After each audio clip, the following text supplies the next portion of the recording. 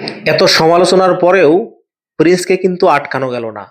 Cinema হলগুলোতে, সিনেপ্লেক্সগুলোতে দর্শকের উপচে পড়া ভিড়। হ্যালো আমার সাকিবিয়ান ভাই ও বোনেরা, আপনাদের সবাইকে জানাই শুভ সন্ধ্যা।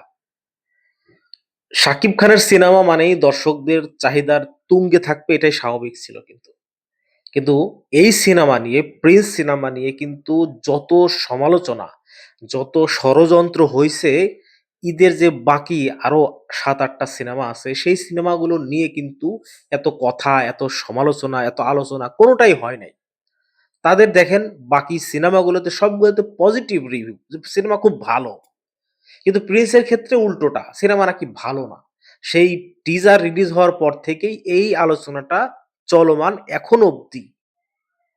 কিন্তু বাস্তবতা কি বলে? এত সমালোচনা করার পরেও সিনেমা হলগুলোতে শাকিব খানের প্রিন্সের চাহিদা সবচেয়ে বেশি। ২ দিন সিনেপ্লেক্সে, স্টার সিনেপ্লেক্সে প্রিন্সের কোনো শো না দেওয়ার পরেও ইনকামের দিক থেকে সবচেয়ে বেশি আয় করছে প্রিন্স সিনেমা এখনো অবধি। আটকানোর কত ফন্দি ফিকির করলো একদল মানুষ। মেগাস্টারের স্টারডমকে নষ্ট করার জন্য কত চেষ্টা করলো, প্রিন্স যেন ফ্লপ হয় এইটা রটানোর জন্য কত চেষ্টাই না করা হলো, কোনো কাজ হলো না। দর্শক হলে গেল, ছবিটা দেখলো। আজকে সেনা অডিটোরিয়ামে দেখো, পৌশালী ভিডিওটা বানাইছে, আমি একটু আগে ভিডিওটা দেখলাম। ওরা ভিতরে গিয়ে ভিডিওটা করছে, পুরো সিনেমা হল প্যাকড। একটা পিঁপড়া ধরানোর জায়গা নাই সিনেমা হলে। এরকম আরো অনেকগুলো সিনেমা হলগুলোতে একই অবস্থা। সিনেপ্লেক্স গুলোতে টিকিট নাই। আগামী ২ দিন ৩ দিনের দর্শক ফিরে এসে বলতেছে যে, "প্রিন্স দেখতে আসছিলাম, টিকিট নেই, বাধ্য হয়ে অন্য সিনেমা আমাদের দেখতে হচ্ছে।" অথচ একদল লোক তারা রটানোর চেষ্টা করতেছে প্রিন্স নাকি ভালো হয় নাই সিনেমা। এইটা করে কি ভাই প্রিন্স আটকানো যাবে? যাবে না। মধুমিতায় তো সারা জীবনই শাকিব খানের রাজত্ব। এবার ঈদেও সেম।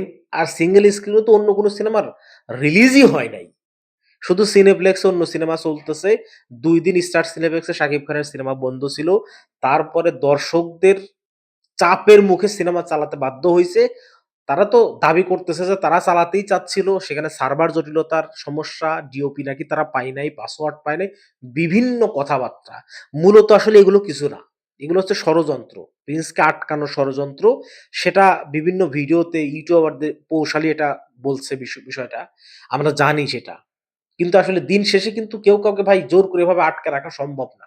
শাকিব খান এমন একটা জিনিস, শাকিব খানকে কেউ ধরে বেঁধে সিনেমার রাজ করতে উঠায় দেয় নাই ওখানে। তার নিজের যোগ্যতায় সে ওইখানে গেছে। আজকে এখানে যেখানে দাঁড়ায় আছে, তাকে কেউ ওখানে বসায় দেয় নাই। রেডি খাবার তার সামনে ধরে নাই। সে ওইটার যোগ্যতা অর্জন করে ওই জায়গাতে গেছে। আপনি চাইলেও সেখান থেকে আপনি এত সহজে তাকে নামাইতে পারবেন না ভাই। তার মতো অভিনয় শিখতে হবে, অ্যাক্টিং শিখতে হবে। তার মতো সবকিছু করে ওই জায়গাটা নিতে আরো ২০ বছর সময় লাগবে। শাকিব খানের ক্যারিয়ারে আজকে ২৭-২৮ বছর সিনেমার জগতে আসছে। আপনি ২ দিন ২ টা ৩ টা সিনেমা করে তাকে নামায় ফেলবেন। লোকজনকে টাকা দিয়ে ব্যাড রিভিউ দিয়ে সিনেমাকে বন্ধ করে দিবেন। সিনেমাকে ফ্লপ বানায় দিবেন। এটা সম্ভব? এটা সম্ভব না। আমি শুধু ওয়েট করতে বলব। সাকিবিয়ানদের ওয়েট করতে বলব। আপনারা ওয়েট করেন ঈদের ১০ টা ১৫ টা দিন। যখন এই সিনেমাগুলোর রেজাল্ট আসবে, কোন সিনেমাটা হিট আর কোনটা ফ্লপ, কোনটা বেশি টাকা ইনকাম দিয়েছে, কোনটা বেশি টিকিট সেল হইছে, এই জিনিসগুলো ২-৪ দিন পরে আপনারা জানতে পারবেন। এদের মুখোশ খুলে যাবে। সামনে তো আবার কুরবানির ঈদ। তখন আমরা ধরবো এদেরকে। এই স্টার সিনেপ্লেক্সে সবার আগে ধরবো যে কেন শাকিব খানের সিনেমা ২ দিন স্টার সিনেপ্লেক্সে চলে না ঈদের দিনকে। তা আগামী কুরবানির ঈদে আপনারা রেডি থাকেন। আমরা এদেরকে ধরবো। ধন্যবাদ, ভালো থাকবেন। পরবর্তী ভিডিও নিয়ে আবার আসবো খুব শীঘ্রই।